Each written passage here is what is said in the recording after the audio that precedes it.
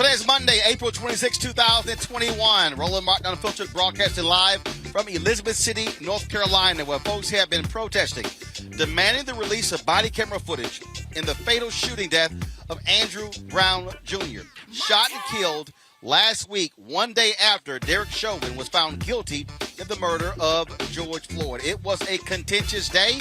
We'll describe for you what took place. You'll hear from Andrew's son. You'll hear from attorneys Ben Crump, Bakari Sellers, Reverend Dr. William J. Barber. We'll also take you to the scene where the fatal shooting took place, where one of the attorneys walks us through what happened. And across the street from Andrew Brown, we talked to a man where a bullet came through his home, came through two rooms.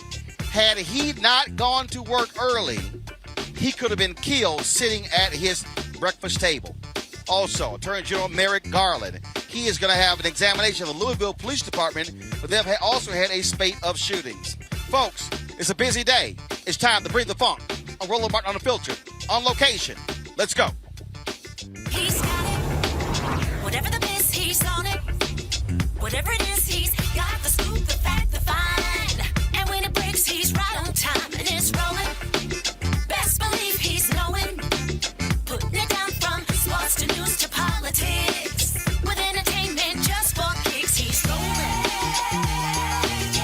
It's on go, roll, y'all.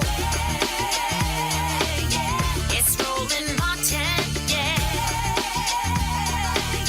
rolling with Roland now. He's funky, he's fresh, he's real, the best, you know he's Roland Martin now.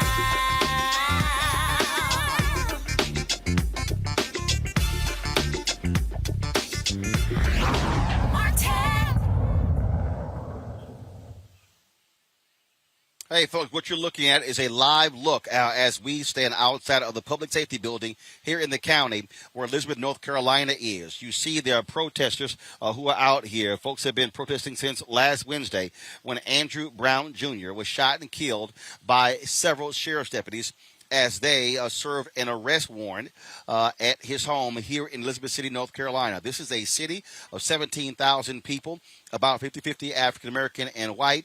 Tensions have been running high because of the sheriff's department. They have been not being transparent and unwilling to release the body camera footage that took place on that particular day. They have been very scant in releasing details about what took place as well. Here's what we know as of now. Last week, when this took place, it was on Wednesday morning around 8 a.m. when these sheriff's deputies descended upon his home, Andrew Brown Jr.'s home, in the 400 block of Perry Street. There was an altercation. They came out, guns blazing, firing shots into his car. He then tried to get away from them. He spun out, drove the car across the street, crashed into the tree in a neighbor's yard, and that's where he died. Now, today at 11:30 a.m., there was supposed to be an opportunity for the family and their lawyers to actually watch the body camera footage. That was the agreement with the sheriff. They got here at 11:30, but it wasn't ready. They were told they had to redact the video, blur the faces of the officers involved. That was the first issue. Then what took place, they came back at 1:30. They were supposed to see the video. Then there was drama as to who would be allowed to see the video. They tried to say only one or two family members. Then the county attorney would not allow the actual lawyers in. He then asserted only attorneys who are under the jurisdiction of the North Carolina Bar Association, they could go in. Folks, that's actually unheard of. There was a news conference today where Ben Crump, Bakari Sellers, and others, the other attorneys, were angry with what took place. They said they've never seen anything like this before. Here is a roundup of that news conference here in Elizabeth City, North Carolina. We want to say on the record from the onset, we do not feel that we got transparency.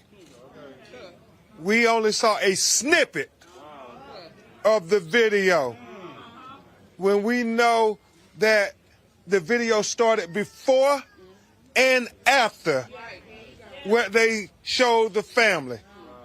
And they determined what was pertinent. Why couldn't the family see all the video? They only showed one body cam video, even though we know there were several body cam videos if they were following the law and the policy in this county that everybody has video cameras on their uniforms. Furthermore, and you're going to hear from Attorney Sellers and Attorney Daniels on this matter, to add insult to injury, they wanted to have just the two family members see the video with no legal counsel, as if they did not have a right to have their legal counsel present when they watched this execution of their loved one. And we have to keep demanding transparency because we do not feel what the county attorney offered was transparency at all. And so it's very emotional, not only the video, but how this family was disrespected, even in the aftermath. You talk about insult on top of injury. But be not dismayed. The truth will come out. The video will be seen by the public, and we will get justice for Andrew Brown Jr. These police officers will be held accountable. We want to highlight. I want to highlight the disrespect to this family. I want to highlight the broken system of justice we have in this country.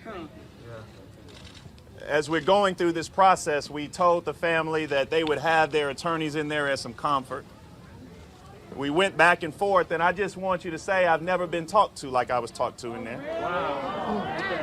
I don't know his name, but Mike Cox. That's his name. I went to the back, and I know that we're live on the news around the world, so I will say that Mr. Cox told me, a grown black man, that he was not fucking going to be bullied. Wow. And so I walked out, and I want you to know that the sheriff was very, very apologetic and diplomatic. The sheriff wanted to make sure that the family saw the video, but it was the county attorney that gave us this back and forth. But let's not focus just on the disrespect shown to me. Let's focus on the disrespect shown to this family. One body cam.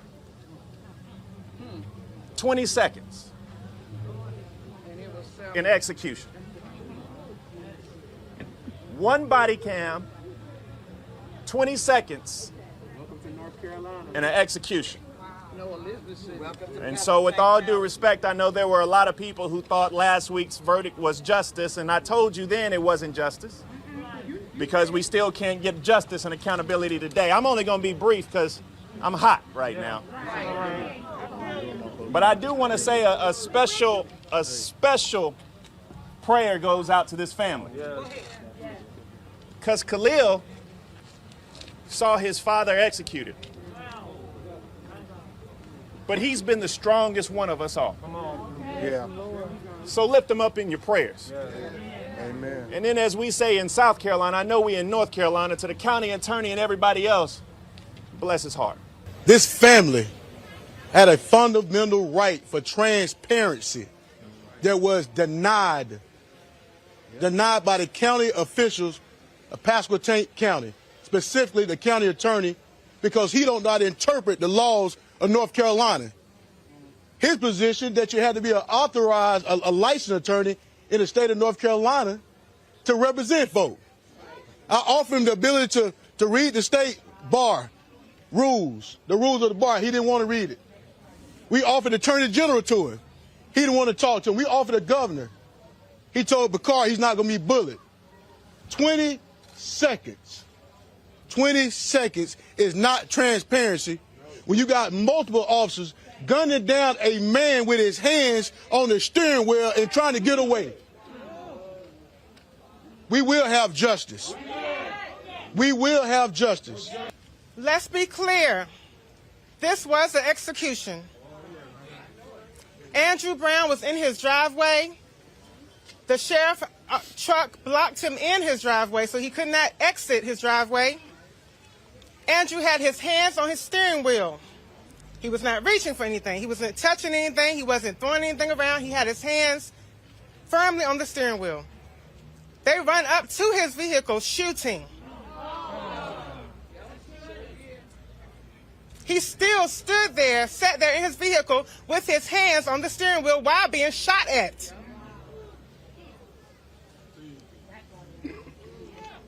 Now, keep in mind, this is 20 seconds. I have 3 pages of notes for 20 seconds. We watched this over and over and over to make sure we were clear at what was going on and what was transpiring. He finally decides to try to get away, and he backs out, not going towards the officers at all. There was at no time in the 20 seconds that we saw where he was threatening the officers in any kind of way. He was trying to evade being shot. So he backs out, not forward, but backs out away from the officers who still shooting at him, yelling, "Stop it, motherfucker, goddamn motherfucker." Constant obscenities being yelled at him while he's being shot at in the driveway of his home in Pasquotank County, North Carolina.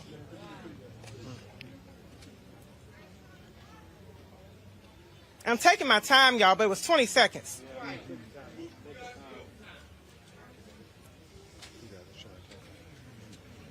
He finally backs out, and then he goes around to get out of danger. He goes around, still avoiding any interaction with the officers, still trying to make sure he did not threaten them in any way, that they were not in danger in any way.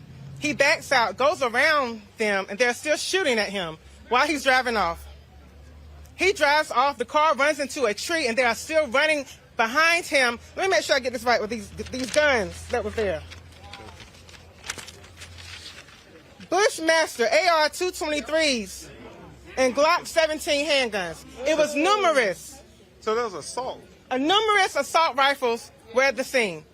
We saw one video, 20 seconds from one body cam. It was at least 8 officers there. We only saw one body cam. It was a sheriff's truck there.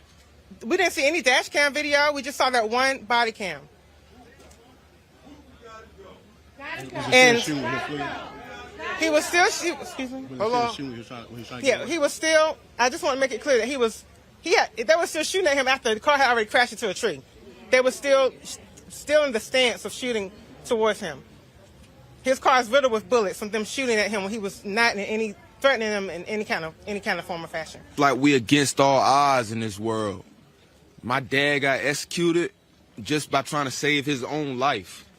You know, he was not in the officers was not in no harm of him at all. It's just messed up how this happened, man. For real.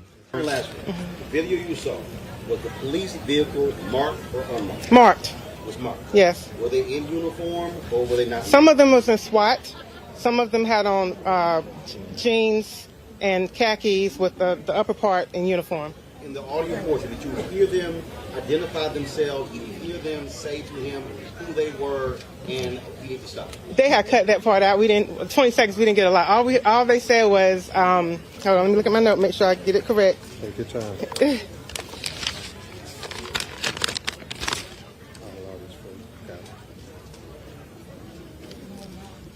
Second one, guns drawn pointing at him while his hands are on the steering wheel. Let me see your hands. His hands are on the steering wheel. It was at least 5 on the driver's side pointing the guns at him. Let me see your hands. That's what it started at the 1 second mark. So you did not see the beginning, them driving up? No. You see that? No. The beginning of this video was them standing, guns pointed at him. Yes. Shots were already being fired. Shots already been fired by the time we saw it. And then someone was running from the other side of the street, another officer. So you not before, but what you saw, as soon as the video starts, you already hear shots. Yes. And to my understanding, the body cam that was shown was an officer furthest away, not the officers who were right in front of him. Right. So that's the body cam they showed. So there were 5 cops standing on the driver's side. You did not see the body cam Just drop shot. from those 5 cops. That was on vantage. No, we didn't see that. So what was the vantage point? Behind the car, side of the car? On the side of the car, running across the street. So they were running. He was running. The officer that we saw From the other side of the truck. Right. So it wasn't either one who was shooting. He was shooting too at some point. Further away. Yes. Yeah. In the video started with the shots coming. It was an execution in Elizabeth City from second one. Yeah, let me just help you all answer the questions about the discernment between what was shown and what was not shown. Yes, yeah. You got to ask them. All right, folks. It was, of course, again, lots of confusion there. The Sheriff's Department, the county, not being forthcoming at all. Prior to the family going in, prior to that news conference, I caught up with Reverend Dr. William J. Barber, of course, co-convener of Repairs of the Breach, longtime president of the North Carolina State Conference of the NAACP. Here's what he had to say. Unusual to have Sheriff's Department involved in a fatal shooting and still leading the investigation. It's highly unusual. Highly unusual. And this is in North Carolina. The DA could immediately ask the Attorney General to take it over. Immediately. They can invite the FBI immediately in. There's no reason that they could not turn that tape over. That tape could come out immediately. They say, well, they got to get a court order. Well, get the court order. It doesn't take 5 days, you know. And almost everybody's assured that if something was on that tape that would exonerate the police, it would have been out. Now they want to redact the tape. Here's the problem with the redaction. This is not a matter of national security. Well, the killing is a matter of national security because all these killings are impacting our security, our safety, as black people. And to us, it doesn't matter if the cops were black or brown or white. It could be mixed. That's not the issue. The issue is these tapes should be out. So this is very unusual. And for them to tell the lawyers that they were going to give them the whole tape, the whole raw footage, and then now to turn around and say, well, we're going to redact it, and now not to be ready. This is highly unusual. The prosecutor could immediately say, I want to take the state attorney general. I talked to the attorney general this morning. And is he prepared? The attorney general, is he prepared to take this over if that request is made? I don't want to speak for him, but I think the attorney generals in this state have proven themselves to be ready. They've proven themselves time and time again. Remember in the Duke lacrosse case, yeah, they took it over. In the case of Jonathan Farrell and Shaw, they took it over. So there's a precedent in this state. But this foolishness, it only makes it worse. The shooting took place the day after Derek Chauvin. The day after Derek Chauvin. Now that was Wednesday. That was Wednesday. Here we are on Monday. You've already had several officers reassigned. Three resigned. 3 resigned. 7 on. 1, of course, retired. They said that's not related to this shooting. Well, we don't know that because we don't know what the tapes say. And then in addition to that, we have audio. And the audio says that they recalled it in and said a man was shot in the back. They said the audio. Now, what have they not found? No gun on him, no drugs. It was a warrant. When the other day when we were in our press conference, the question became, why in the world? One of the reporters here locally asked, did you all know that SWAT went out again? We like, SWAT? We didn't know that. Okay, so that's some issue, is why in the world did you load up like that? We don't know if these were assault rifles. What we do know is that the audio said it was a back shoot, that he was wounded in the back. No, he knows what he's doing. His mic is right. We're good. Yeah, mic's right here. In terms of with this case, county commissioners initially came out and said they were in support of the sheriff. They have jurisdiction over this sheriff. They do, because the sheriff is elected. He is elected. Now, he's paid for by the county, but he's an elected officer, so they can't remove him. He can resign.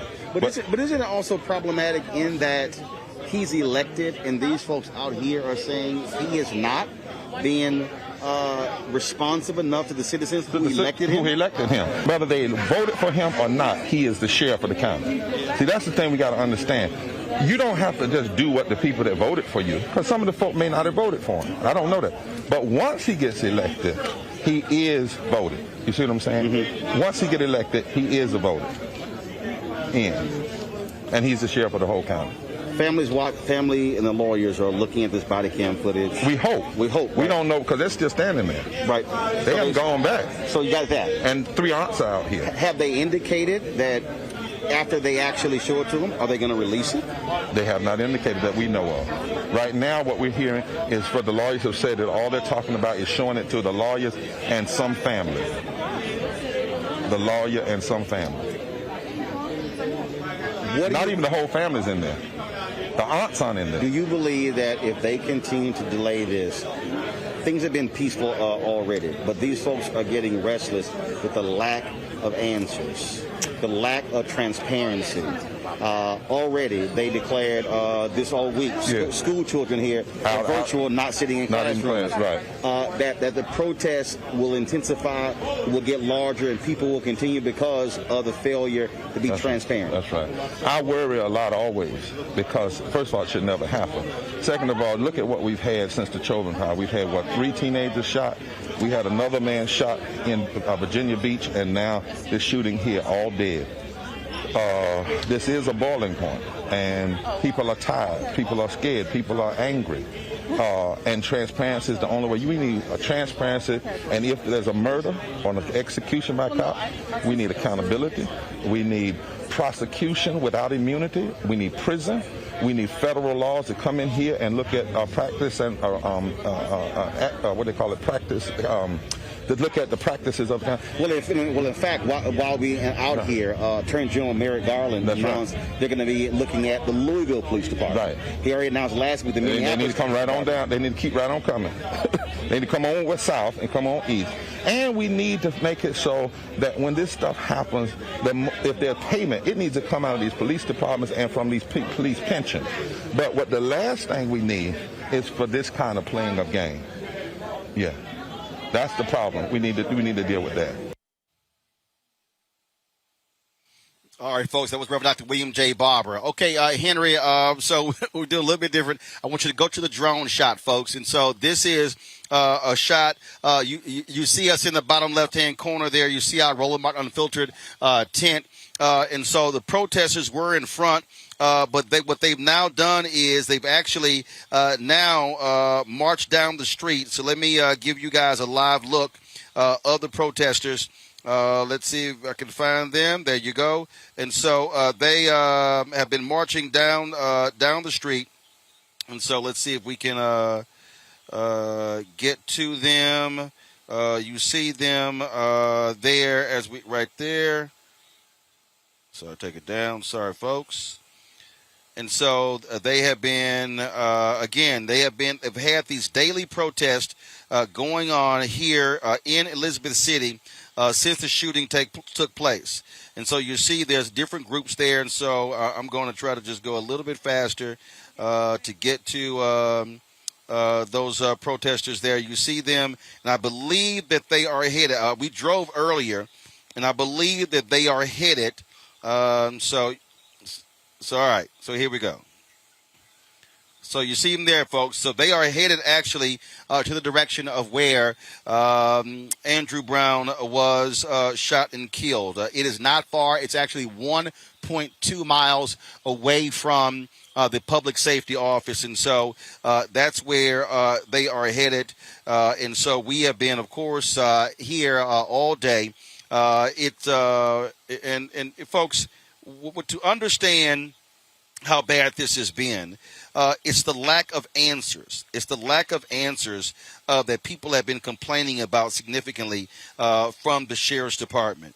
As you heard me question Ben Crump and Bakari Sellers in that particular news conference, the fact that the district attorney is missing in all of this, which makes no sense whatsoever. Earlier, we had an opportunity to actually, so where they are headed, where these protesters are headed, is to the home of Andrew Brown Jr. Anthony and I went by there earlier with Wayne Kendall, one of the lawyers on this case, and he took us through and described at the scene what took place on Wednesday. Here is that interview. All right, folks, we're here with attorney Wayne Kendall. He's a part of the legal team for the Andrew Brown Jr. family. We are here at his home. This is where the shooting took place. Wayne, take us through what happened. Mr. Brown was in his car, in his vehicle, in this driveway, with the front of the vehicle facing the street. So the front of his vehicle Street. was facing this way. It's facing Perry Street, which is the street you're standing at. He was sitting in the car when the sheriff's deputies rolled up in pickup trucks and other police vehicles. And apparently they started giving commands, and he to put his hands up or put his hands where they could see him. He put his hands on the steering wheel. So do you know if the police came from this direction or this direction? My understanding is they came from this direction off Roland. So they came from this direction here, so they pulled up right in front of here. That's correct. Which means that when they pulled up, they could actually see him. Right. He was facing them. He was facing them. And apparently, at some point, they started shooting through the vehicle. And my understanding was that they were using a 223 AR-15 assault-style rifle as well as handguns. And when that happened, he started to back up. You see the mud on the side of the home over there? Right. That's So the home he resided in. So let's walk over here. So what you're saying is he's facing that way. They come up. So he decides to start backing up. And so we see tire tracks right here. What happened is, if you look carefully at these tire tracks, you'll see over here that this is a double tire track. He backed up, and then he started to go forward. This is a double tire track. You see a line of grass through the track, so there's a double tire track here. He started spinning out and shooting mud up onto the side of the house. Right. If you follow the tire tracks, So his you car. can see a second tire track right here. So he backed up there, and then all of a sudden he starts trying to drive way through here. And you drive through here, and you can see follow the tire track, and then the car swerves and crashes into that tree over there in Mr. Gordon's yard. So he crashed. So he came across here, Right. and he crashed into that tree over there. Crashed into that tree, and all the time he was driving across here, they were shooting into the vehicle. Right. So this is so he came across here, and he crashed into that tree over there. Crashed into that tree over there, and they were shooting into the vehicle. And so the vehicle came to a rest against that tree. Against that tree. And they were shooting into the vehicle, reportedly, from the witness that I talked to, and apparently from the video that our co-counsel saw today. They were continuously shooting into the vehicle, and officers were standing out in this grassy field here as he was rolling across. He had lost control of the car after being hit, and he was hit in the back of the neck and in the back of the head, and some other bullet wounds in other parts of his body, like his arms. And he crashed into that tree. And my understanding from the witness that was looking from that house down there, that greenhouse, is that he crashed into that tree, and then they went around the vehicle and continued to shoot into the vehicle. Even after he had crashed. Even after he had crashed. Now the witness you're talking about, she knew him well, and he had sent her a text. Tell me about that. Well, my understanding is that he sent her a text at 8:20 a.m. on last Wednesday, and at 8:26 he was deceased. So it took 6 minutes. 6 minutes. From the moment he texted her to he was over here under this tree, deceased with bullet wounds in his head, in the back of his head. So they've only showed 20 seconds of video. So the whole encounter very well was in the 5 to 6 minute range. I don't know if it took that long. Right. I doubt if it took that long, because my understanding is that he texted her at 8:20, and then by the time she got to her window to look out to see if he was walking toward her house, because she thought he was coming to her house. Because he often did that. He often did that. She's married to a significant other with his cousin, and he would always sometimes visit her in her house with his cousin. She thought he might have been coming over to visit. So she looked out the window to see if he was walking toward her house. And that's when she saw his vehicle sitting in this parking pad here. And by the same time that she saw the vehicle sitting in the parking pad, she sees the sheriff pull up. And when she sees the sheriff's vehicles pull up, shortly after that, she sees him bag his vehicle up and spin out across this vacant lot and end up into that tree, and it traumatized her so much. She's an epilepsy sufferer. She has been having continuous seizures. As a result, she said she cannot go to sleep, she cannot close her eyes, she's been traumatized by the event. She knew him well. And she's now, she was crying when she was recounting the story to me this morning. And it was last Wednesday, almost a week ago. And she said she can't get this out of her head. She's been having continuous seizures. And that she's at a loss to how to cope with all of this.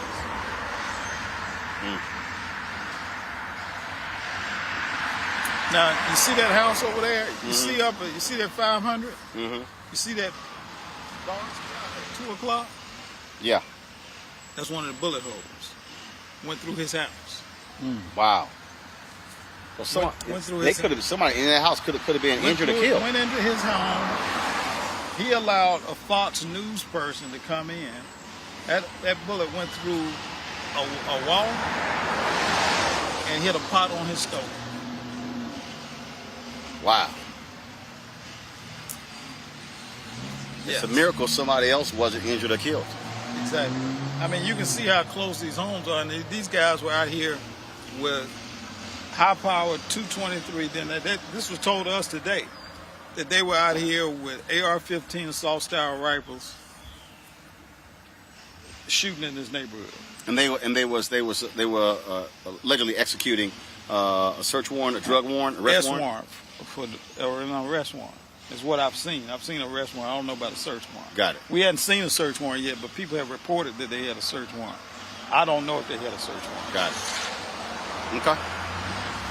All right. We appreciate it. All right. I'm gonna go to All right. Thanks a lot. I need to talk to this guy. All right, folks, a little bit later, we're going to show you that interview with that neighbor. Had he been sitting at his breakfast table, that bullet would have hit him in the head. Wait until we show you. He takes us inside his house, and you'll see it. But right now, I want to go to my panel. Bernarda Villalona, she's a senior trial counsel with the Joey Jackson Law Firm. Julian Malveaux, economist, president emerita, Bennett College here in North Carolina. Also, Eugene Craig, CEO, Eugene Craig Organization. Bernarda, I want to start with you. Have you ever heard anything like what you heard today, Bernarda, where the county attorney says you can't, if you're not under the jurisdiction of the North Carolina bar, you can't come in, and then only releasing 20 seconds of the video? The actions out here have been just astounding. Roland, that first part is so shady. I have never heard that in my life, and I've been practicing law, for 16 years, and I was a prosecutor for 16 years. That's the first I ever heard of that. So let's be real, and this is the problem, that when you have police-involved killings of anyone, any type of person, African-American person, whatever other race, the reality is that there should be a separate division, a separate entity that should be investigating those police officers. The same thing goes with the prosecutor's office. That prosecutor's office for that county that only has, I believe, 18,000 people in that county should have a prosecutor outside of that county that's investigating this case, because the ties are just too close when you're talking about the police officers and the prosecutors in this case. That's the first problem that you have here. So the attorney general should be stepping in and either prosecuting the case themselves or assigning a separate prosecutor's office to investigate the case on the prosecution side, and then a separate entity on the law enforcement side to investigate this case. Because, if there is no transparency, there is no trust in the system, regardless of what the outcome of this case would be. But in my conversation with Reverend Dr. William Barber, Bernarda, the AG just simply can't take it over. He has to be actually asked to take it over by the district attorney. The problem here is that the DA is missing in action.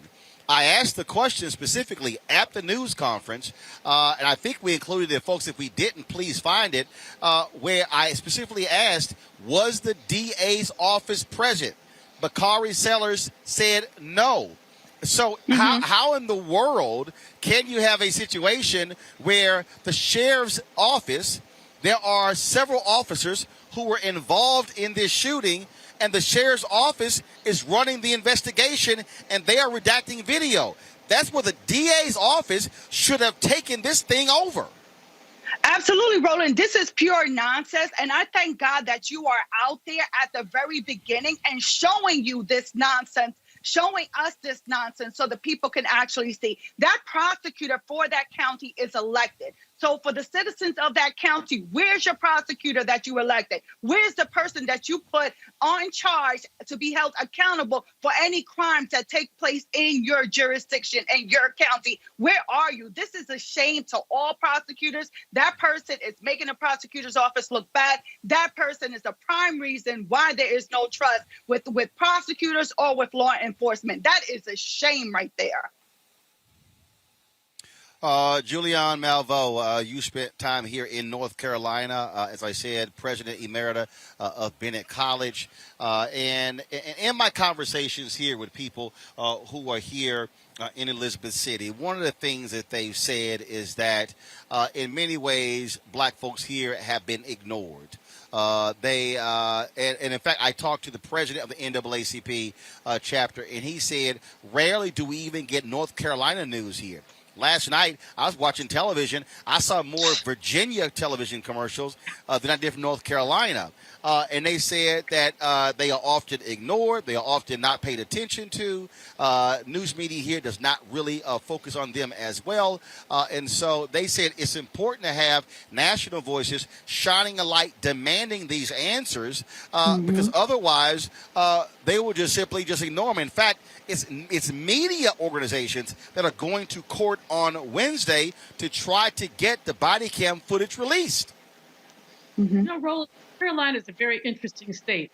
There's aspects of it that are rather progressive, but aspects that simply are not. There are some parts of it that are back in the 19th century. And in terms of crimes against black people, often basically shoved under the rug. I could tell you stories, which I won't. I think I've told you a couple of them before about, the differential justice that even our students got. So black students at Bennett and A&T were held to a much harsher standard than the Helen the deficient.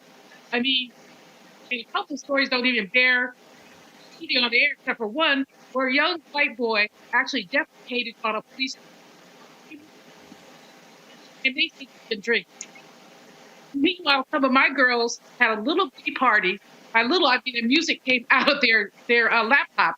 How loud possibly they didn't have speakers, and they were taken to jail. So this is the difference. This is far less impactful than the execution of the campaign. So we know that this is all about so-called unconscious bias. I don't even. I think. Hold tight 1 second, Julian, we're having some issues with your audio. We're having some issues with your audio. You're literally hearing every other word. So we're going to try to work on that and fix that. Bernard, I want to go back to you. 20 seconds. My God, 20 seconds. You have a number of cops on the street. In fact, there are a couple of positions on that street where they had cameras, city-owned cameras. The sheriff's department, which is the county, has taken possession of those videos. That's the city. This is such a shame, Roland. I mean, I'm getting so hot just sitting here, just listening to you, because this is so ridiculous of what's going on. It's a shame to the people of that county. It's a shame to the people of North Carolina. It's actually a shame and sad for us as a community to be watching how this so-called justice is playing out. Look, I don't know what happened to Mr. Andrew. I don't know. I don't know if the cops were justified. But the problem that I have with all of this is that there is no leadership, there is no transparency, and there's a whole bunch of shadiness that's going on. And that is not the way that the criminal justice system should work. That is not the way to get the trust of the community. That is not the way for the community to trust in you, the prosecutor, or to trust in you, the criminal justice system, or to trust in you in law enforcement. And that is the problem that I have. Where is the leadership? Where is the separation so there can be the appearance that there is no bias or that this investigation is not tainted? This is ridiculous. And let me just take it to another level, Roland, because in every state, there is the Victims' Rights Act.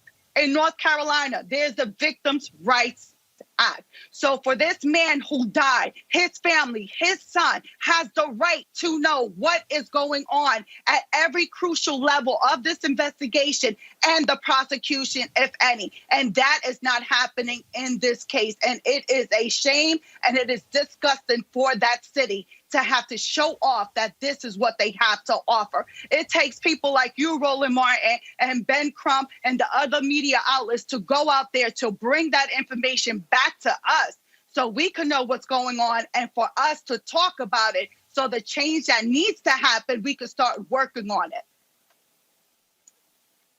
I think we've got Julian's audio taken care of. Julian, one of the things that folks were concerned about, first of all, and let's do this here, where we are now, again. So if you see Anthony, let's get the shot over here. So the protesters were over here.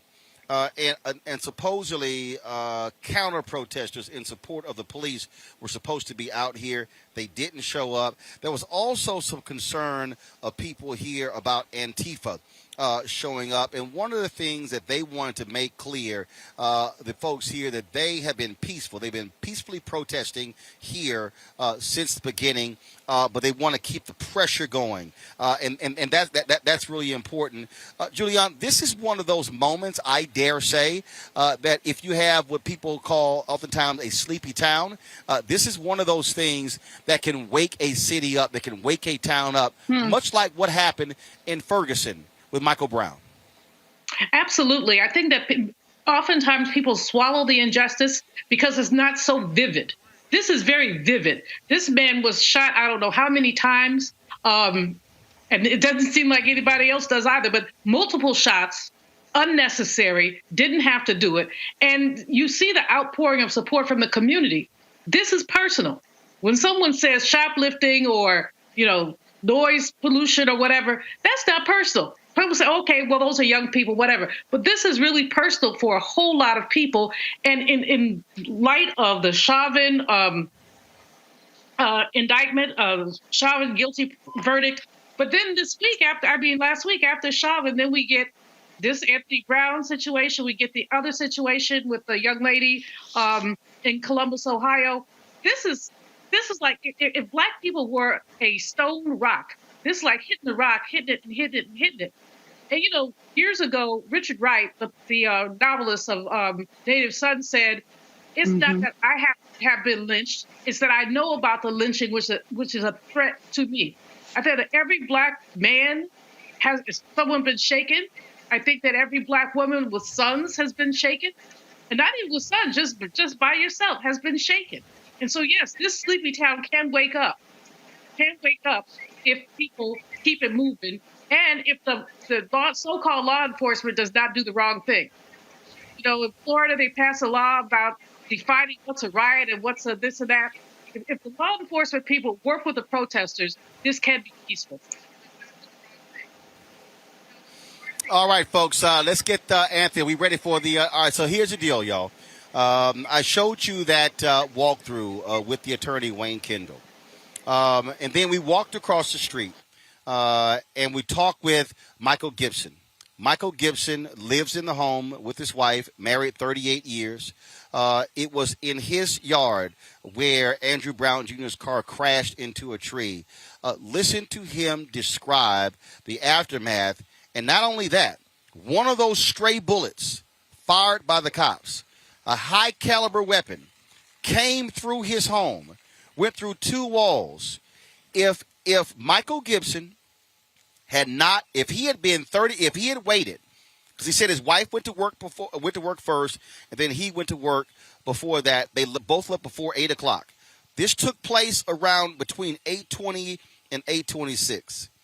If Michael Gibson had delayed his leaving home by 15, 20 minutes, and if he had been sitting at his kitchen table, Michael Gibson likely would be dead, because that bullet literally came through at the height of where he would be sitting in his kitchen. Listen to his description. Man, talk about scary. I didn't see the car, didn't see anything. But anyway, So that Wednesday morning, when I did, you, your wife, and daughter were not here. I got in contact with my wife. I called her and she says that my daughter no one was here. No one was here. Followed her home. Amen, brother. And they was My wife already left here about 7:45 when I got here. So I had to wait until the brother and I went to officers give me permission to come home. My daughter and my wife was already in the house, sweeping up glass. So my daughter says, Dad, you've been breaking the thing before you leave this morning? She said, no, that ain't broke nothing. If I would, I've gotten it up. So she was had to find another way to get in. So we left and went back out of Roland, come back through, went down Walker Avenue, got to Clear Avenue, and I said, I still couldn't let us see. That's my job. But when I got down to turned on Ray Street, one of the young ladies that used to live in that house, and she told me that it had just shot Drew. Where my wife said, I'm like, who's Drew? Foot above her head. She said, the guy that lives in front of you where the house... All right, folks. So sorry, we're going to get the audio track fixed. So we have double audio there. So because I really want y'all to listen to this, because we have it fixed.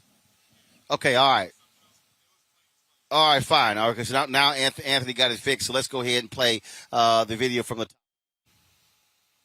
My daughter doesn't live here. By So that Wednesday morning, you, your wife, and daughter were not here. No, we weren't here. My daughter doesn't live here. It's just my wife and I reside here. So no one was here. No one was here. Thank goodness. Amen, brother. And my wife left about 7:45, and I left about 8:15.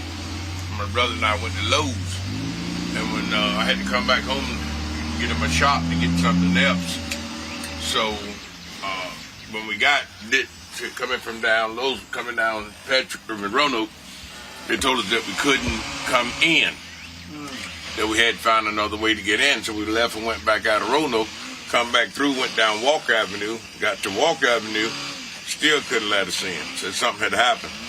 But when I got down and turned on Ray Street, one of the young ladies that used to live in that house, she told me, said that they had just shot Drew.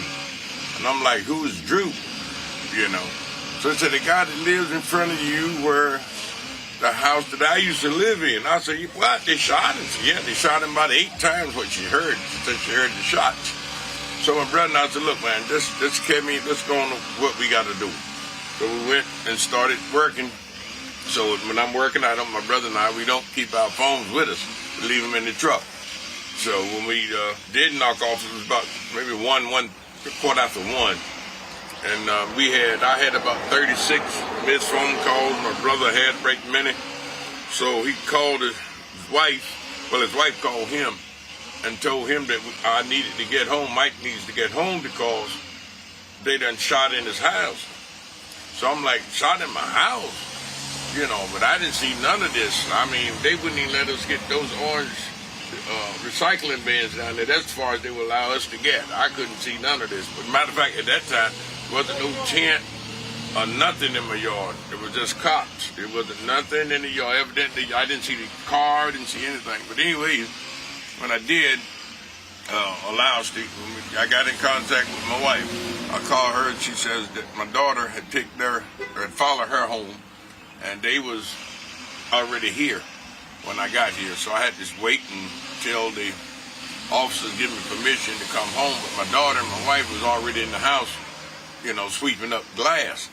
So my daughter says, Dad, you breaking the thing before you leave this morning? She said, no, that ain't broke nothing. If I would, I've gotten it up. So she was coming to sweeping up glass. So she asked me, what kind of glass, Daddy, y'all got in here that's gold around the trim and clear? And I said, and I looked around, I said, that's my clock.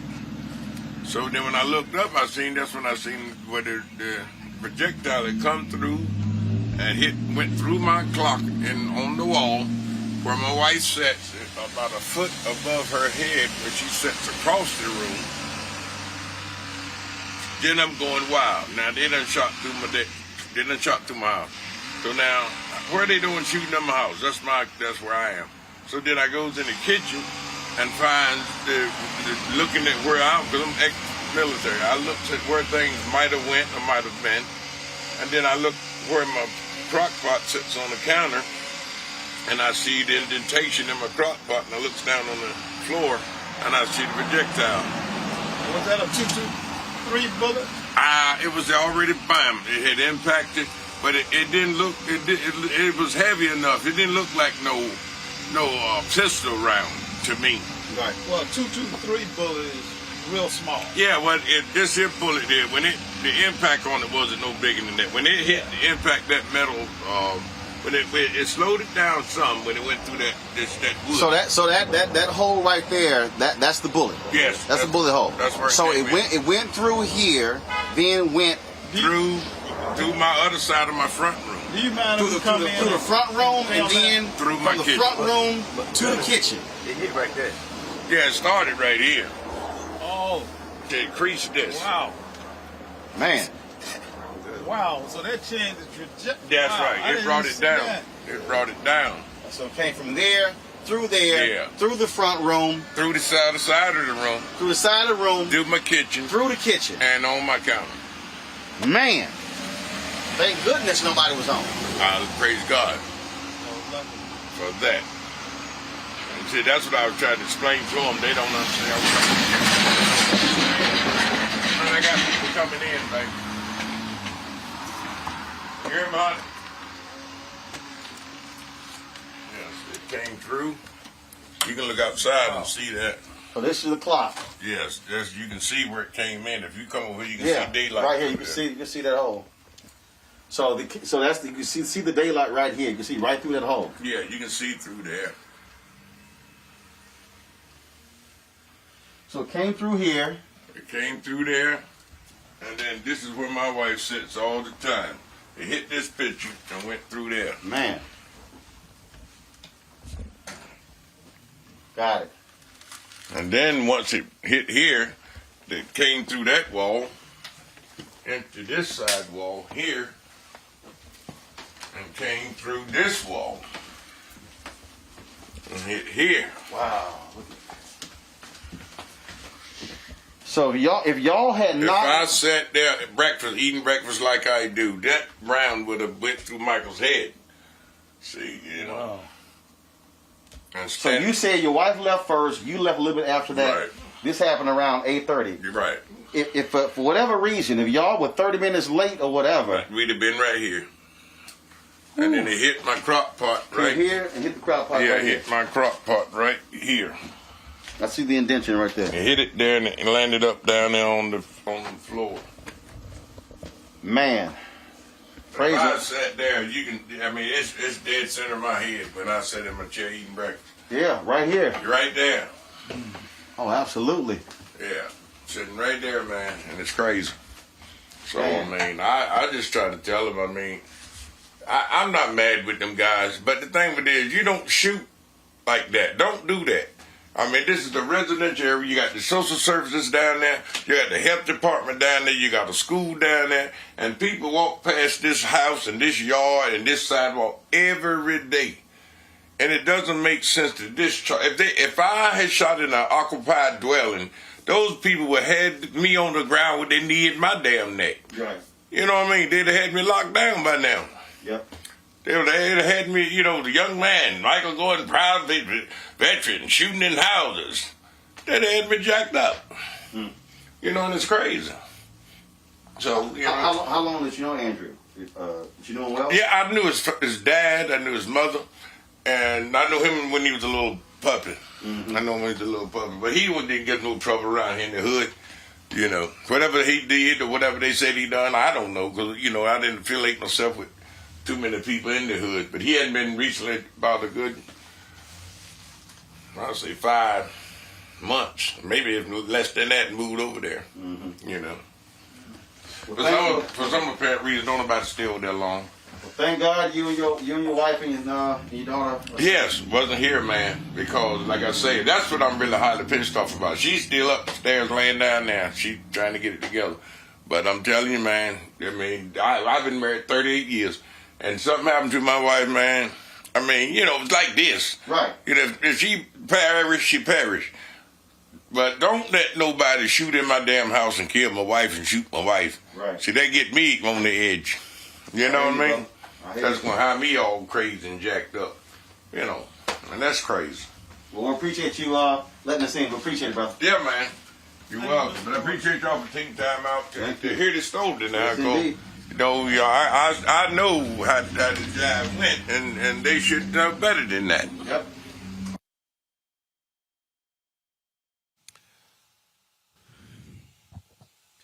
Hey, Henry, I want you to actually, Henry, I want you, Henry, calm, I got you. I want you to go to the drone shot.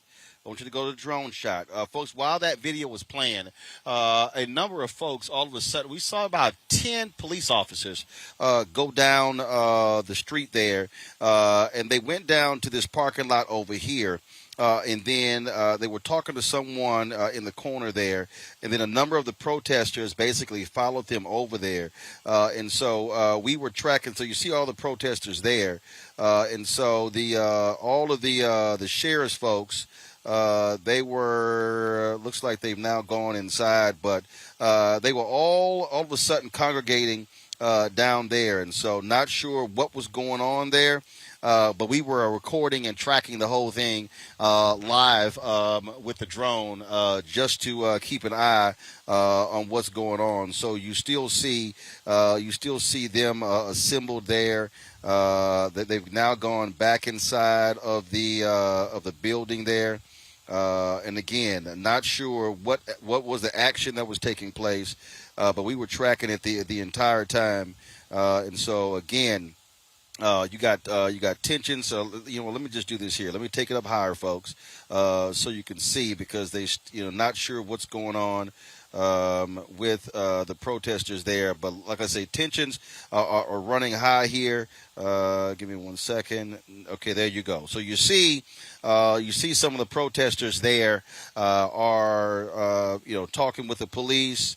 Let me back the drone up so you can see this from this perspective. So you see right here, again, not sure what's going on. What really caught our attention was to see, again, about 10 or 12 police officers, sheriff's deputies, go to that parking lot, and then about 15 or 20 protesters decided to follow behind them. And so we were just tracking that. So it looks like all of those sheriff's deputies have gone back into this is the building they've gone back into right here. And so it's not far from where we are. You see us there in the parking lot there in the distance.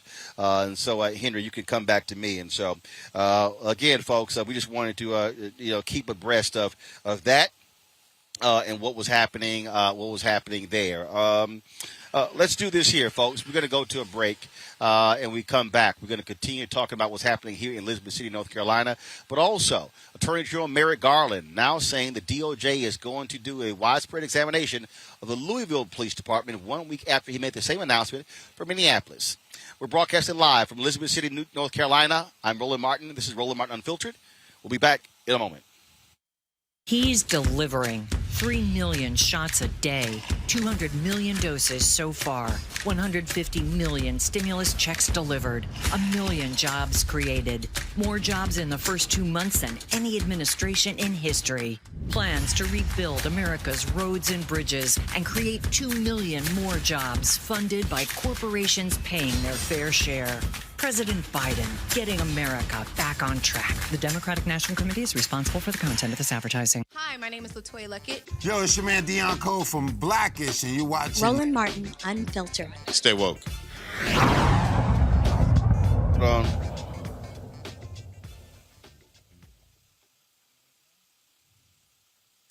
All right, folks, welcome back. We're here in Elizabeth City, North Carolina, folks, again, where so much of the focus is on this town. Last week, 42-year-old black man, Andrew Brown Jr., shot and killed by sheriff's deputies as they were trying to allegedly execute an arrest warrant for him. And 20 seconds of the body cam footage was released today to the family. They say grossly unacceptable, simply not good enough. And so we have been on top of this got here last night. And again, was covering today. And here's what is extremely strange. I want to go back to Bernarda and Julian. I think, let me know if we have Eugene Craig. I believe we have him as well. Bernarda, here's what's unbelievable. Nothing today from the sheriff's office. No public statement from the county attorney. No public statement from the county commissioners. We've been out here since 9:30 this morning. We have only heard from the family attorneys, the family, and their supporters. That's it. No one from this city and county talking today. That makes no sense. These are elected officials. Exactly. These are elected officials. The sheriff is elected. The prosecutor is elected. These are people that are put into office by the citizens of that county. And where is the accountability when you don't have these leaders showing up, getting in front of all of this to try to calm the community down or try to bring some patience to the community? And that lack of leadership is what upsets us and what is upsetting the community at this point. So if they don't want something to happen in that community, show your face, what you were elected to do, and let's hear from you. What do you have to say? Eugene. Yeah, look, when you're in a position of power, when you're in leadership, when you're an elected official, you absolutely have to step up in moments like this. The sheriff not issuing a statement is unacceptable. And, look, he should probably take a good hard look at resigning if he can't step up and be the chief law enforcement officer of the county. Roland, if they didn't have anything to hide, they would release all of the footage. What is clear here to me is that they have something to hide. And you can contrast the transparency from the city of Elizabeth City, the city, which had a press conference, I believe, either Friday or over the weekend, where they tried to make the distinction, did make the distinction between the city and the county. They've been fully transparent, but apparently the county does not feel that they have to be. And so there is something that's being hidden, and we know it, because if there was nothing on those, if there was some instance where Andrew had run his car into a deputy or something, we'd see it. No, what we see is a bunch of trigger-happy police officers who basically, and I appreciate the piece you did with a brother from across the street. I mean, how are you shooting into occupied housing? Anybody could have been there. Anybody. And so this, again, hides up the reason why we have to have police reform. Merrick Garland is going about it the right way. City by city, he's looking at consent decrees. And these police officers or departments really rather to adjust their behavior, So I applaud him for that. And speaking of that, he made that announcement today that the Department of Justice will be examining the practices of the Louisville Police Department. Here's some of what he had to say. Today, the Justice Department is opening a civil investigation into the Louisville Jefferson County Metro Government and the Louisville Metro Police Department to determine whether LMPD engages in a pattern or practice of violations of the Constitution or federal law. Today's announcement is based on an extensive review of publicly available information about LMPD conducted by the Justice Department's Civil Rights Division. The investigation will assess whether LMPD engages in a pattern or practice of using unreasonable force, including with respect to people involved in peaceful, expressive activities. It will determine whether LMPD engages in unconstitutional stops, searches, and seizures, as well as whether the department unlawfully executes search warrants on private homes. It will also assess whether LMPD engages in discriminatory conduct on the basis of race or fails to provide public services that comply with the Americans with Disability Act. The investigation will include a comprehensive review of the Louisville Police Department's policies and training. It will also assess the effectiveness of LMPD's supervision of officers and systems of accountability. As in every Justice Department investigation, we will follow the facts and the law wherever they lead. All right, then. So, Bernardo, talk about that. Talk about the importance of what the Attorney General is doing. Second week in a row, they're looking at a police department. This is a huge impact. It's definitely sending a message to the country that definitely what this administration wants to do is that they want to take an overhaul of the police department. They want to take an overhaul of what is going on in these different police departments that has led to the death of so many African Americans. And if the state can't police their own police, guess what? Now the feds are coming in and they're going to take a hard look, impartial look, to see what is the problem with your community, what is the problem with your police department, and what needs to be done. It happened in Chicago, it happened in Baltimore, and I'm glad to see that Louisville is now having that same impact. Of course, that's just an area view, of course, where we are right now, Eugene. And look, we're going to be spending far more time on the road, traveling, covering these type of stories because we're demanding answers. We need answers from these folks. And at the end of the day, we're the ones who are dying. And this is the moment. This is what black folks voted for with the election of President Joe Biden, the election of Kamala Harris. And so bottom line is folks want a return on their investment. That's what they want. Look, it's accountability. For the first time in a very long time, in at least 4 years, you now have a federal government that's willing to hold stakeholders accountable for their actions. And that's what's at play here. When the states act up, it's the federal government's job to make sure that they aren't violating civil rights, that they aren't violating natural rights, they aren't violating human rights. And that's what you have the Merrick Garland Justice Department doing now, is making sure that, we're holding a lot of these agencies that receive federal funding and are propped up by the federal government accountable for their actions. Julian, I think that, remember, on Donald Trump, Attorney General Jeff Sessions, Attorney General William Barr, they were making excuses for police. Oh, we don't want to hurt their feelings. It's hurting morale. Now you have a much more aggressive Department of Justice. Vanita Gupta has been confirmed. We're waiting for Christian Clark to be confirmed over the Civil Rights Division. I expect to see far more of this under the Biden-Harris administration. Absolutely. I mean, we went from an administration where the police could do basically nothing wrong. You could execute people with impunity, to an administration where people understand structural racism. They understand structural racism, and they're looking at the systematic ways that things like these executions occur. So it is a sea change in terms of the ways that people are looking at law enforcement. Now, that's easier said than done. And the real issue is, can there be a sea change in police attitudes? And the answer is, I'm not so sure. Well, we can't get a sheriff to respond for body camera footage when they know that this grieving family is sitting there trying to figure out what's going on. I mean, that's absurd. It's abysmal. And so, but you still have some of the folks, I read the Washington Post and the comment section. In the comment section, you would be amazed at the number of people. Well, why didn't they?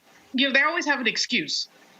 But here's a really bottom line excuse. We have seen executions of black people in the last week. Since Chauvin was found guilty, we've still seen black people being executed. So a lot of people say, well, this is a signal. Well, signal to who? One of the things that I think is important as we continue to ask these questions, and that is, you have to also begin to demand the level of accountability. One of the things that's going to happen tomorrow, 11 a.m., there's going to be a news conference because the family is going to be releasing the results of an independent autopsy we're going to also be back at the county office because we need some answers. We want to hear from the county commissioners. We want to hear from the county judge, from the county attorney. They need to be speaking to the people here. And I think and I said this last week, Bernarda, I think you're going to see a far more aggressive position from people because with the Derek Chauvin verdict, I said then that it was going to give folks momentum. I still think so. And I think that people understand that I'm not saying it is shifted completely, but I do believe people are seeing a tide turning where folks are not just accepting whatever cops say as the gospel. So, Roland, one thing you also said last week that was so moving is that aside from holding people accountable, that you also need a prosecutor who has the courage. And that is the courage to step up, the courage to be a leader, the courage to conduct a fair and impartial investigation no matter where it ends and be transparent with the public. Unlike what we see here, where we haven't even seen the face of the prosecutor or the sheriff. So in order for there to be any movement in the positive direction, what we need is to hold the chief law enforcement official, the prosecutors, accountable. Because remember, the prosecutor has much more power than the police department. It is the prosecutor who decides whether charges should be brought. If so, what charges should be brought? And if there are charges brought, what type of sentence or what type of prosecution there is going to take? Because it can either be a grand jury presentation, it could be a preliminary hearing, or it can be, oh, we made a decision by looking at the evidence that's available to us, and we do not feel that it should be presented to a grand jury or presented as a preliminary hearing. Oh, we can have the okie doke like Mr. Cameron from Kentucky. Well, let's go to Virginia, where the Spotsylvania Sheriff's Office in Virginia, they released body camera footage and a portion of the 911 audio call of the recent officer-involved shooting of a 32-year-old black man. The recordings appear to show the deputy mistook a cordless house phone held by Isaiah Brown for a gun before the deputy shot him 10 times. Watch this. On scene, someone's walking on the roadway. Show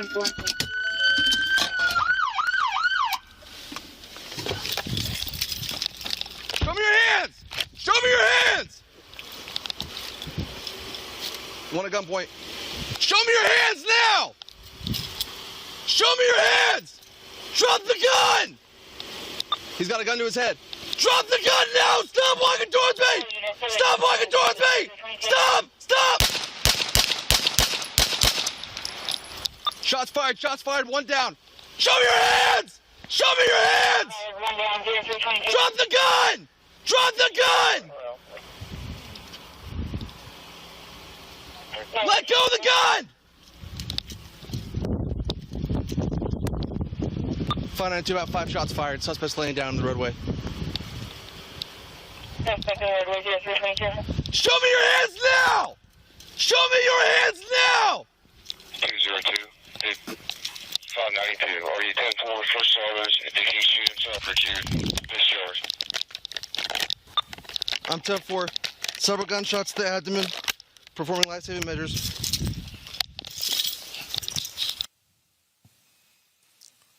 This shooting took place last Wednesday morning, same day as the shooting here in Elizabeth City, North Carolina.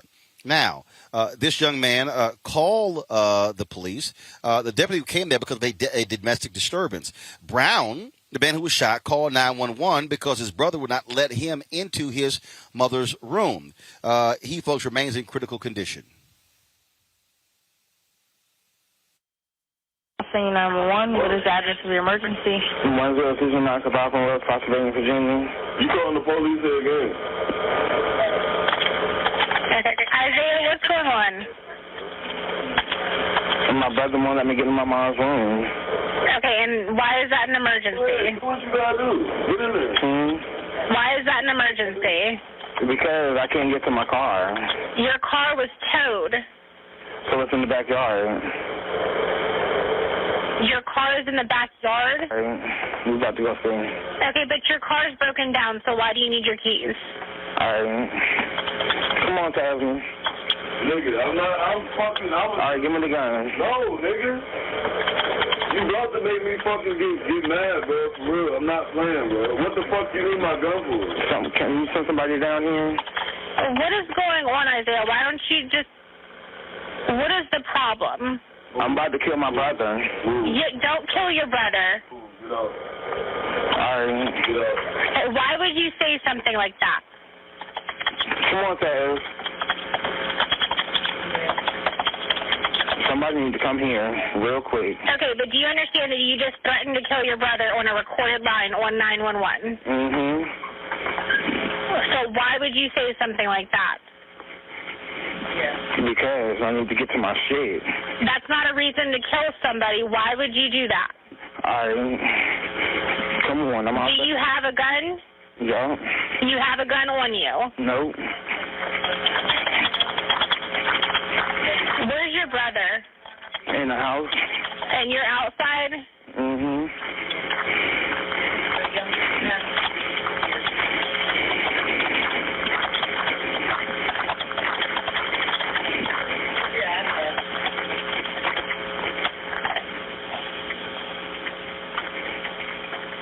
Do you have any weapons on you? Nope. Where are you at outside? I'm walking down the road. How are you walking down the road with the house phone? Because I can.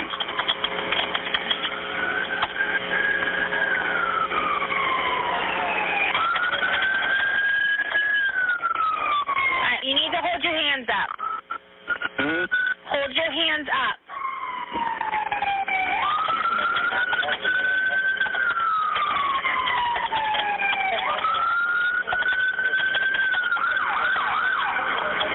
Isaiah, are you holding your hands up? Put your hands up.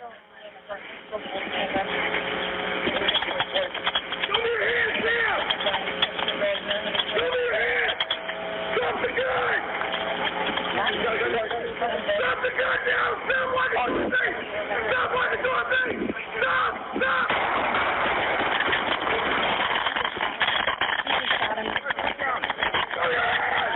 Show me your hand! Stop the gun! Stop the gun! Let go of the gun! Thought I threw out 5 shots fired. Something's laying down a little bit. Show me your hands now!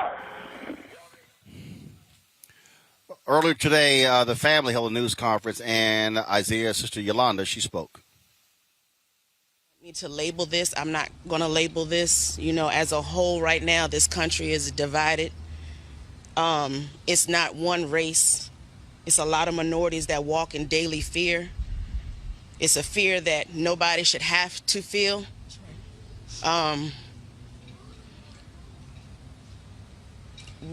We don't have any hate in our heart or prejudice towards anyone. Neither does my brother. The hearts that we have is for everyone.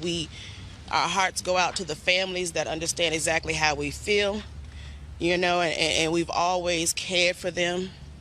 But it ain't like this when it hit home. Now, the family wants all of the sheriff's recordings to be released. Bernard, there's a lot of questions I have regarding this story right here. First off, you have the dispatcher. It is clear they know this young man. They knew Isaiah Brown. For the dispatcher to know his car status being towed. What I don't understand is you hear the dispatcher say, "Do you have a gun?" Doesn't have a gun. So, Roland, there are a couple 911.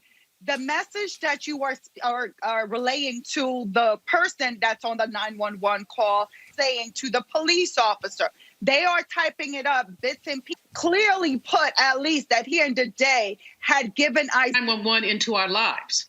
We drop the gun, drop the gun. So that's one thing that also makes the kid that could have been resolved. It was things called 911 every time they got into a beef. Eugene, and telling people, I mean, look, these cops are trained to use lethal force.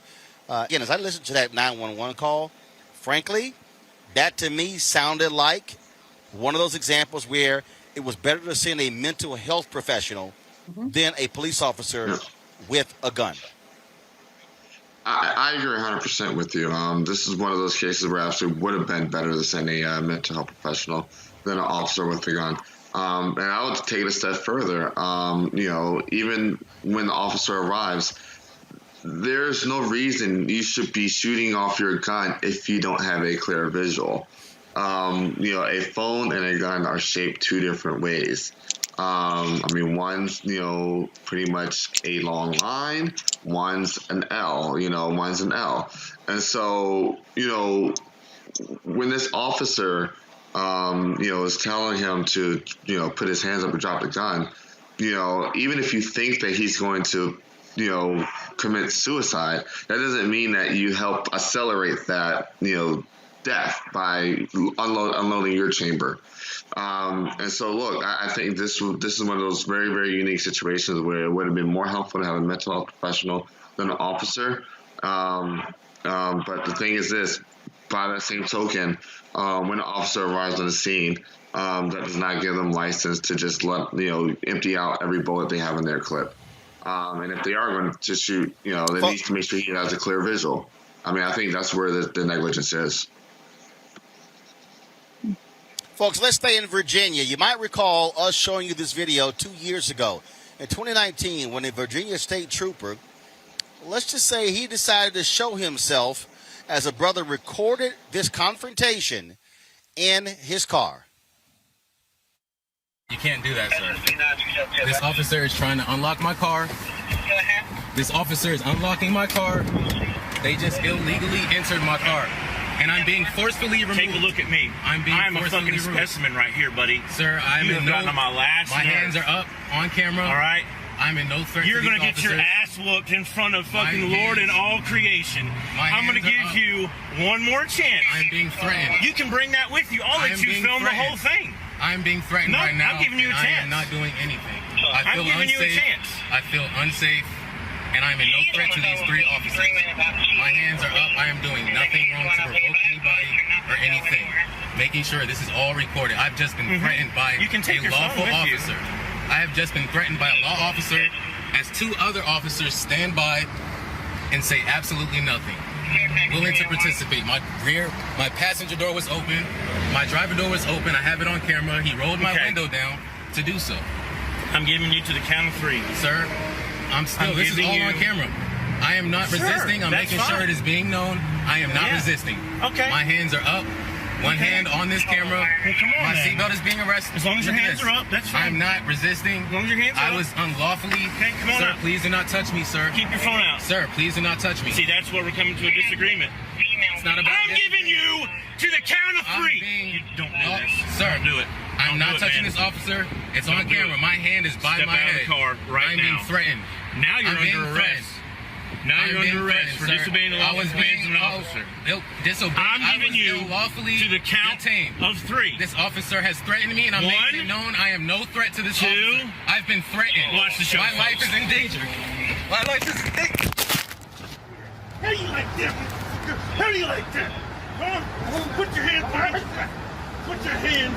Yes, you are. I'm not resisting. Yes, you are. No, I'm not. Put your hands behind your back. Get off me. My hands are behind my back, sir. My hands are behind my back. I am not resisting. Sir, please get off my neck. I'm not resisting. Get off my neck, sir. You are harming me. You are harming me. You are harming me, sir. You are harming me.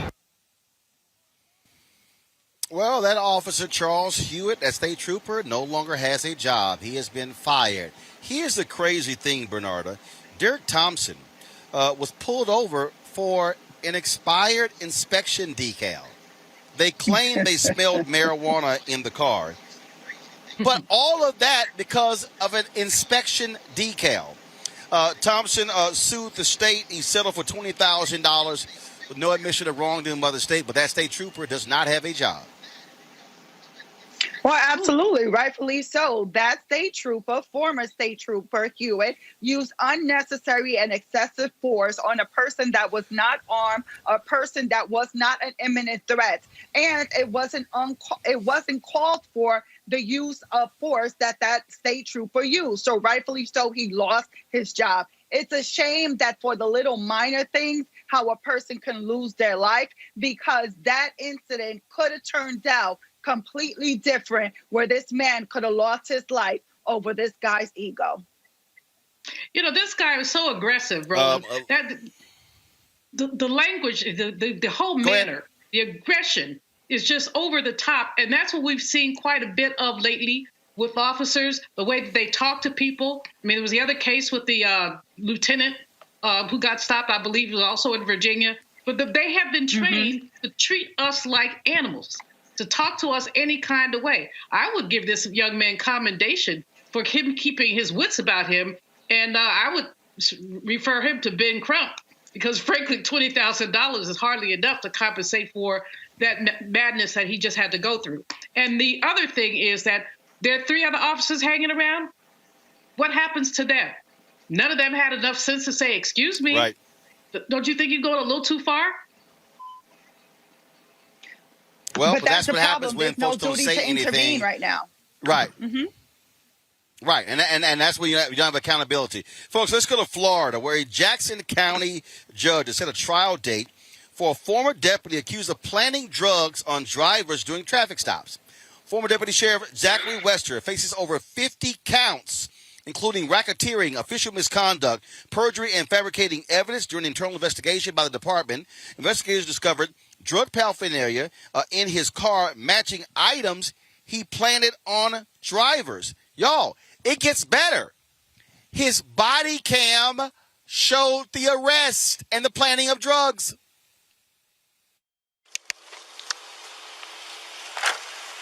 Chicken nugget, boy. Chicken McNugget.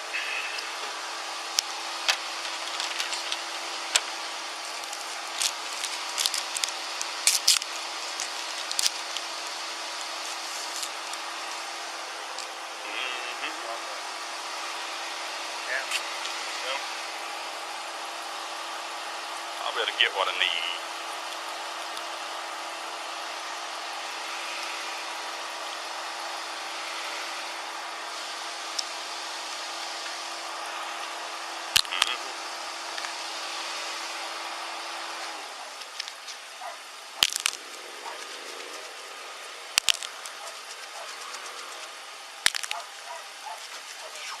Man, it's hot.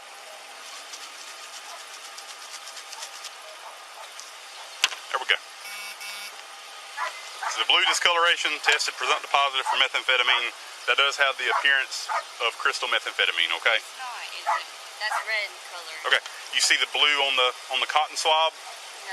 You don't I see red. Okay. Are you colorblind, or you just can't? Oh, okay. All right. I'm not trying to be smart. No, yeah, you are. It's fine. Look, it ain't a problem at all. That's red. That's not blue. Man, that's not either one of our shit. Okay. I swear on my goddamn life. Deputy Lee, you see the blue? I just want to verify for the camera and audio. That was red. Okay. You don't see the blue? No. On the cotton swab. Yeah, I see it on the very tip of the Okay. corner. Thank you. That is not ours. Okay. Always Florida, Eugene. Always Florida. Florida, so listen, Florida's a wild, wild place. Look, I'm not a proponent of mandatory minimums, but I absolutely am when cops do wrong. And, when you do things like plant drugs, using plant guns, I don't think you need to just lose your license to be a police officer. I think it should probably become a 10-year mandatory minimum, because, the public trust and keeping the public trust is the utmost responsibility of a police officer. And a cop that's willing to plant drugs or lie in a report or plant guns or indiscriminately pull people over should not be a police officer. Well, to say the least. I mean, the thing about this that's so frustrating is the 400 people that he planted drugs on. So it wasn't just this one situation. So really, the state of Florida needs to go back through any arrest this person made to basically verify that it was a legitimate arrest, to pay more attention to some of the people who were unlawfully arrested. Some of them, I think there was one gentleman who was released from jail. The others served a little time, but not a lot. But this is talk about a basic violation of human rights. And the thing about this, Roland, that makes it so frustrating is that this is a pattern. A lot of people say, well, it's 2021. That was way back when. And way back when, yeah, they did plant guns on black people, black men in particular, drugs, doing prohibition, alcohol. But this is 2021, and they're still doing it. Well, Bernard, this goes to show you, again, the lack of mistrust with police officers. And here he had a partner who said, oh, yeah, that's blue. You can't convince me that other officers did not know what this guy was doing. Absolutely. So what's going to happen now is that the prosecutor's office is going to have to look at every case that either one of these officers were involved in. And in looking at those cases, unfortunately, there is no trust. There is no credibility with these officers. They're going to have to overturn those convictions or dismiss any open cases because the reliability of the prosecution has now been tainted. So there's no way that you can overcome that doubt in this case. So they're going to have to dismiss this. It's cops like this that makes other cops look bad, that create the distrust within police officers. Yeah, I would think so, especially if you're sitting here planting drugs on people. And again, we're talking about 400 cases. And so they're going to have to go back, not just look at those cases, but every single case that this cop was involved. Yeah, every single one this cop was involved in. And so, again, folks, all right, here's our last police story of the day. Let me pull this up here. We've been covering, of course, a number of these stories here. But in Tacoma, a Washington State Sheriff is now under criminal investigation by the Attorney General's office for lying about being threatened by a black newspaper carrier. On January 27th, Pierce County Sheriff Ed Troyer called 911 on 24-year-old Cedric Altimer. Body camera footage shows Altimer surrounded by dozens of officers trying to explain he did nothing wrong. I'm going to be 100% honest. The reason there's so many cops here is because he's the sheriff. I must have said that. I know who he is. I know exactly who he is. Threatened his life. We have no clue who you are. The sheriff he's threatened? Okay. I'm so threatened.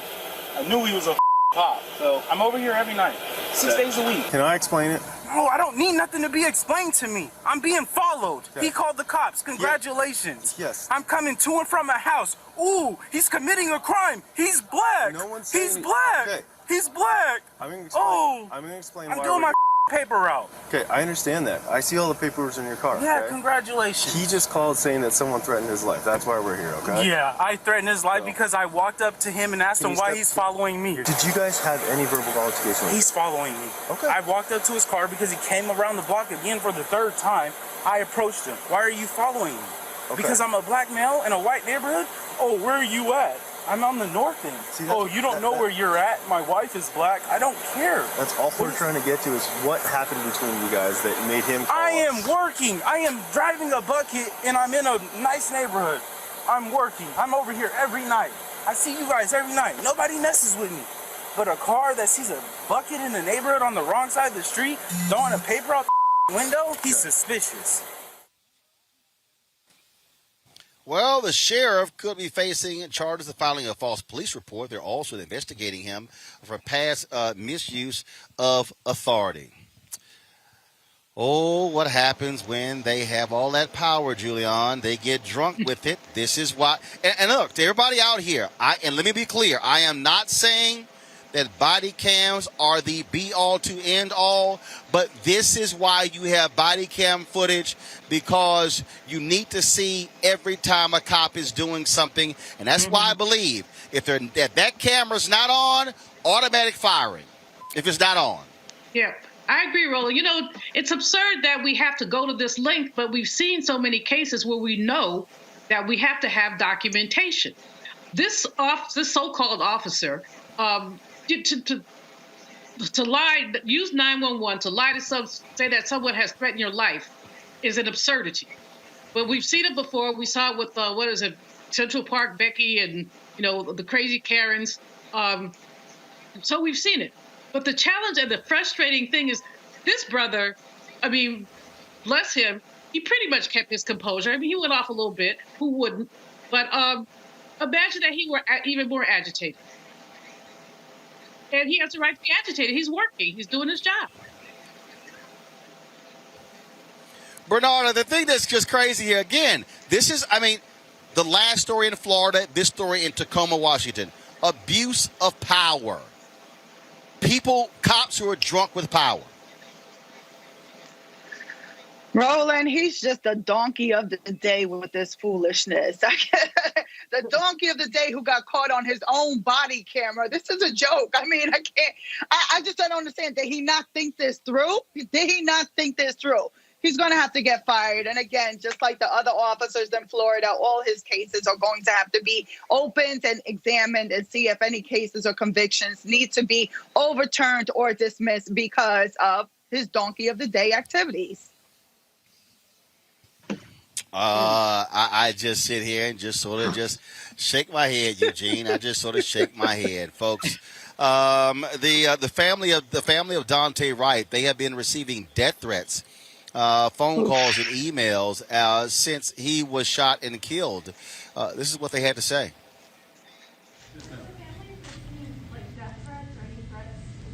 Have they faced the family? Has the family faced any death threats? I don't want to specifically point those out, but there are some security concerns. Whenever you have an event like this, you get a lot of people who come out, and America is an interesting place.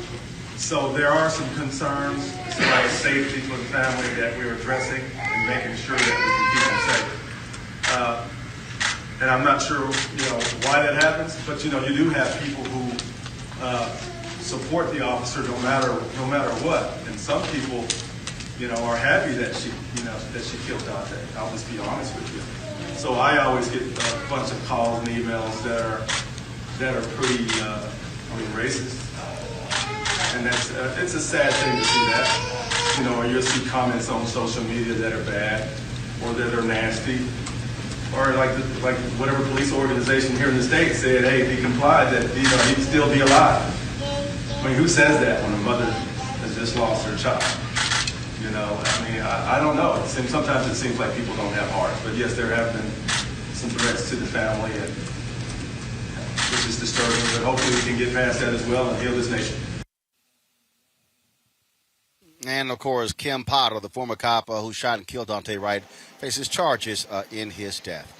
All right, folks, our final story of today. Over the weekend, there were two services for rapper DMX, who died on April 9th. On Saturday, there was a massive rally that took place at the Barclays Center for him. And, of course, on Sunday, a private memorial. Both of those were live streamed over the weekend. Of course, his cherry-colored casket was driven throughout his hometown, driven from there all the way to the memorial service on the back of a massive pickup truck, followed by hundreds of Rough Riders on their motorcycles. Very ubiquitous with the record label when he was one of their top stars.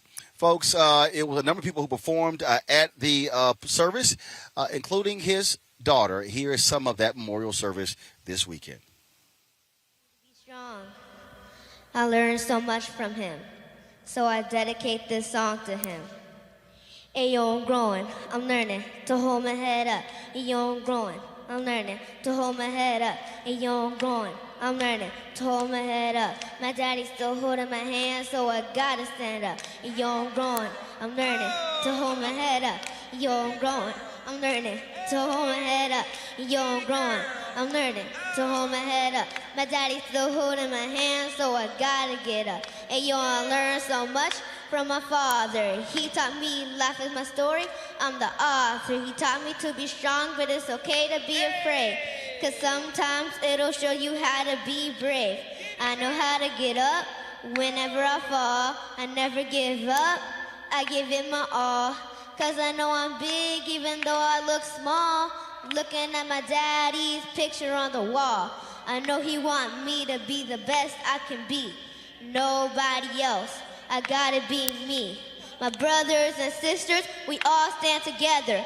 Throw up the X, daddy forever. I learned how to understand the good and the bad. I look in the mirror, sometimes I see my dad. I know he's with God, cause I know he loved him. When he was here, He put nobody above him. He taught me how to pray when I wake up and for when I go to sleep. Pray for my family. Pray before I eat. And sometimes when I feel sad and weak, I can still hear him speak. Yeah. By all means, I'ma do what's right. Even in the dark, I'ma be the light. I can do it, even when I'm feeling sad. Y'all call him DMX, I call him Dad. Yo, I'm growing, I'm learning to hold my head up. And yo, I'm growing, I'm learning to hold my head up. And yo, I'm growing, I'm learning to hold my head up. My daddy's still holding my hand, so I gotta stand up. And yo, I'm growing, I'm learning to hold my head up. And yo, I'm growing, I'm learning to hold my head up. And yo, I'm growing, I'm learning to hold my head up. My daddy's still holding my hand, so I gotta stand up. People all over the world showing love. I say thank you and to God up above. I know my daddy's watching, shining down on me. I can feel his love raining down on me. I know my daddy's watching, shining down on me. I can feel his love raining down on me. So throw your X's up, and if you slip and you fall, you gotta get up. And yo, I'm growing, I'm learning to hold my head up. And yo, I'm growing, I'm learning to hold my head up. And yo, I'm growing, I'm learning to hold my head up. My daddy's still holding my hand, so I gotta stand up.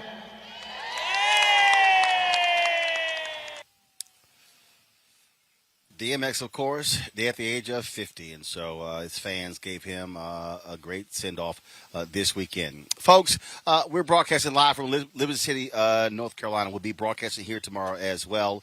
That's going to be a vigil plan for Thursday. We'll be live streaming that. We live stream the events today. Your support makes all of this possible. We aren't funded by billionaires and millionaires. Your contributions absolutely matter. And so, please, if you could support what we do to make this possible, for us to be out here, for us to be able to have our crew here, to be able to travel here, to be all day, is so critically important, and it matters. And so, if you could join our Bring the Funk fan club, our goal is to get 20,000 of our members to contribute $50, minimum $50, of course. That's $4.19 a month, 13 cents a day. You can support us via Cash App, $RM Unfiltered, PayPal.me/R Martin Unfiltered, Venmo.com/RM Unfiltered. Zelle is Roland at RolandSMartin.com. I can tell you didn't have any other black media who was out here who's covering this. Folks love calling themselves new black media, but they were not out here asking the questions that need to be asked. We're going to be doing the exact same thing tomorrow, trying to get answers from the county attorney and others regarding this video, the death of Andrew Brown Jr. And so we will be back in Elizabeth City, North Carolina tomorrow. This is not the only place we're going to be. May 13th, we'll be broadcasting live the rally in Baytown, Texas for the 1-year anniversary of the sister who was shot and killed, pregnant black woman, by a Baytown cop 1 year ago. And so us being able to be on the road, to travel this country, to be able to cover the news that matters in the perspective that others are not going to deliver is critically important. So your support matters. We had more than 10,000 people watching the show tonight on YouTube, nearly 2,000 on Facebook. Folks were watching our streams earlier today. Trust me, the cost of that stream, the cost of the gigabytes for the stream, it is not cheap. So we would certainly appreciate if you support what we do by joining our fan club. Again, Cash App is $RM Unfiltered. Venmo.com is /RM Unfiltered. PayPal.me/R Martin Unfiltered. And of course, Roland at RolandSMartin.com. Folks, also do me a favor. I want you to go over to my Facebook page or Instagram page. Today we debuted the first part of a 6-part series, a conversation, intergenerational conversations, an amazing conversation between Dr. Janetta B. Cole and Tiffany Lofton. One is 84, one is 32. Y'all, it's a 15-minute conversation. I guarantee you it will blow you away. Go to Facebook.com/Roland S. Martin fan page, or go to my Instagram page at RolandSMartin.com to watch that interview. It's called We Got Next. And it's a conversation between Dr. Janetta B. Cole and Tiffany Lofton. It's a fascinating conversation. You're certainly going to enjoy it. Let me thank my panel, Bernarda, Julian Malveau. Let me also thank Eugene. Thank you so very much for y'all being with us and for providing your analysis Again, folks, I will see you guys tomorrow. News conference, 11 a.m. tomorrow morning. We'll be streaming it right here on Roland Martin Unfiltered. So put it on your calendar. And so check it out. That's right, tomorrow. And we'll be broadcasting the show live from the same spot. This is Roland Martin broadcasting live from Elizabeth City, North Carolina, covering the fatal shooting death of Andrew Brown Jr. I will see you tomorrow. Holla!